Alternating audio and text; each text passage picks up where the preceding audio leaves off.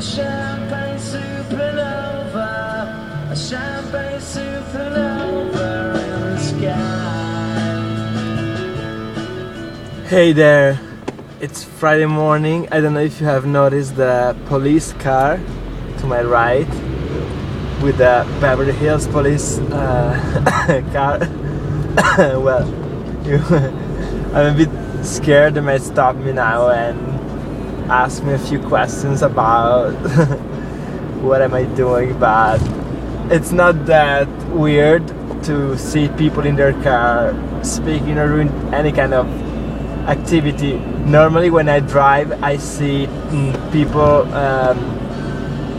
putting on their makeup, drinking coffee, having breakfast, or reading books, or people with their dog on their sitting with the head outside of the window, so I guess they don't bother stopping me. This morning is very early because typically we have breakfast together at home, but this morning there was no coffee, there was no milk, there was no juice, so I was the only one who woke up as usual, and I don't know, maybe I will have some breakfast on my way.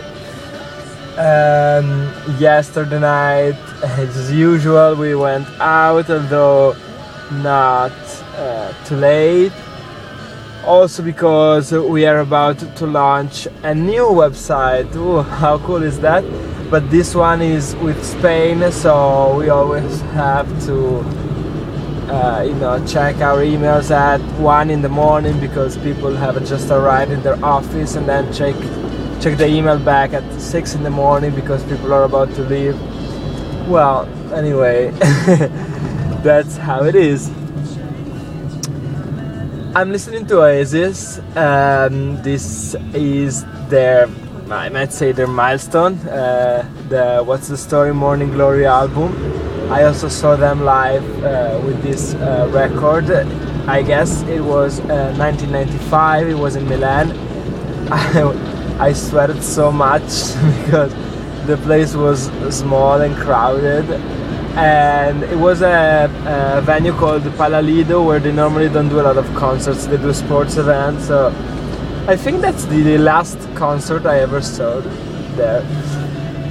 By the way, this is the most representative record for Britpop.